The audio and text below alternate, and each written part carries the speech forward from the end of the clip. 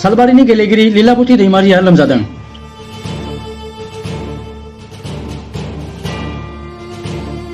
हारिमायारि थाखोनि गेलेगिरि लीलावती दैमारिया गेलेनाय फोथारनि जोहै मुं आर्जिनो हादों गासै हादर लोगोसे हादरसाखौ।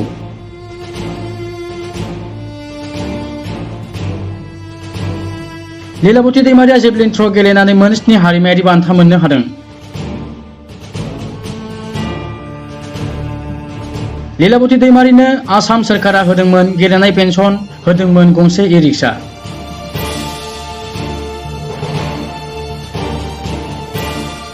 नाथाय दिनै बियो लोमजादों।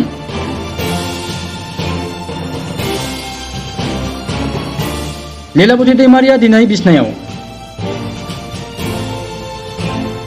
लीलावती दैमारिखौ गोजौ थाखोनि देहा फाहामसालियाव लांनो सोरखौ खावलायदों नखरनि सुबुंफोरजों लोगोसे जायगानि रायजो राजाफोरा?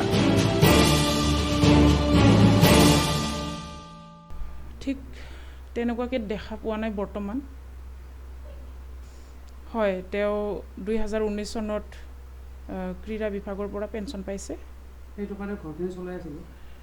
সেইখিনি টকাৰে নিজৰ এজন ল'ৰা আছিল, সিও যেনিবা কিছু গুপ্ত ৰোগত ভুগি আছে, তেওঁৰো চিকিৎসা চলাই আছিল আৰু সেইটো টকাৰে গিৰিয়েককো চম্ভালিছিল। পিছত যেনিবা ৰাখিব নোৱাৰিলে দেউতাক, তাৰপিছত নিজৰ দেহাটোও চাই থাকিব লগা হৈছে সেইখিনি খৰচে দি। হয়, মই মাৰ হৈ বা মোৰ ফালৰ পৰা অসম চৰকাৰ বা BTC চৰকাৰক এইটোকে আহ্বান জনাব বিচাৰোঁ যে তেওঁলোকে তেনেকুৱা এজন আগ্ৰহী খেলুৱৈ এজনক বা ইমান দেশৰ কাৰণে বা ৰাজ্যৰ কাৰণে বা জাতিৰ কাৰণে এটা সুনাম অৰ্জন কৰি আনিব পৰা এজন ব্যক্তিক পাৰিলে এনেও নহ'লেও বৰ্তমান অসুস্থ সময়ত বা বিপদৰ সময়ত যেন তেওঁলোকে খবৰ লয় বা চাই বা তেওঁৰ কি অসুখত ভুগি আছে সেইটো চিকিৎসাৰ কাৰণে কিবা এটা অনুদান আগবঢ়াব বুলি আশা কৰোঁ মই। আগতে অসম চৰকাৰে অলপ চলপ দিছিল তেনেকুৱাকৈ, তাৰপিছত ই-ৰিক্সা এখন দিছিল। BTC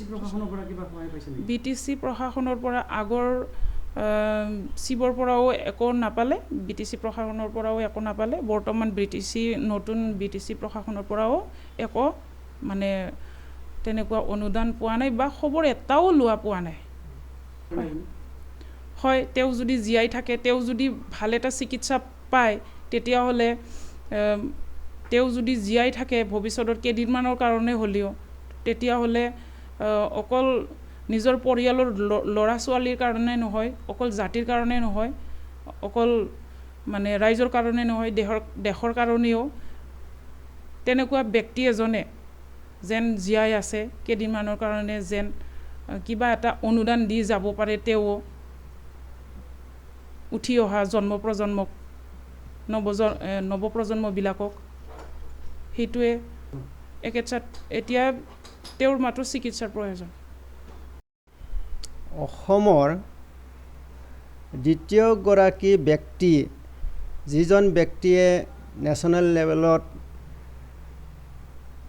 ৰাষ্ট্ৰীয় পৰ্যায়ত গ'ল্ড মেডেল পাবলৈ সক্ষম হৈছিল। প্ৰথমজন অসমৰ পৰা আছিল তৈবুৰ নেচা, দ্বিতীয়তে আছিল লীলাৱতী দৈমাৰী। মই যিখিনি জানো, মই হ'ল লীলাৱতী দৈমাৰী গাঁৱৰ এজন ব্যক্তি। আমি দেখি আহিছোঁ লীলাৱতী দৈমাৰী নগাঁৱৰ আছিলে। বিয়া হোৱাৰ পৰাই মই গম পাওঁ, লীলাৱতী যেতিয়া বিয়া হৈ আহিছে তেতিয়াৰ পৰাই তাৰ খেলাটো বন্ধ হৈ গৈছে, তেওঁ পাকঘৰত সোমাই গৈছিল। মই জানো তেওঁ 1974ৰ পৰা 1979-80 লৈকে ৰাষ্ট্ৰীয় পৰ্যায়ত খেলা খেলিছিল, অসমৰ বাহিৰেও। এতিয়া দুখ লাগে আমাৰ গাঁৱৰ মানুহ হিচাপে, তেওঁ এজন নেশ্যনেল লেভেলৰ প্লেয়াৰ হিচাপে যিমানখিনি সুনাম অৰ্জন কৰি গ'ল অসমৰ বাবে, তেওঁ বৰ্তমান শয্যাগত অৱস্থাত আছে। পইচাৰ অভাৱত তেওঁ ভাল চিকিৎসা ল'ব পৰা নাই। আজি 2-3 বছৰ ধৰি বিচনাত পৰি আছে। আমি খবৰ ল'ব আহোঁ যদিও আমি সহায় কৰিব পৰা নাই। সেইটো বৰ দুখৰ বিষয়। আজি এই সময়ত মই ভাবোঁ, অনুভৱ হয় চৰকাৰে আগবাঢ়ি আহিব লাগে, ৱেলৱেছাৰ মানুহবিলাকে আগবাঢ়ি আহিব লাগে, যাতে তেওঁক চিকিৎসা কৰি পেলাই ভালত আনিব পাৰোঁ। আজি অসম চৰকাৰৰ পৰা কিছু সহায় পাইছে, ক্ৰীড়া পেঞ্চন পাই যদিও এইখিনি সামান্য টকাৰে তেওঁৰ ঘৰ নচলে।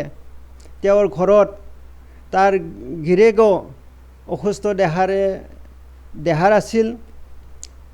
লীলাৱতী দৈমাৰীও শয্যাগত অৱস্থাত আছে আৰু তাৰ একমাত্ৰ ল'ৰা তেওঁ মানসিক ৰোগাক্ৰান্ত হৈ আছে।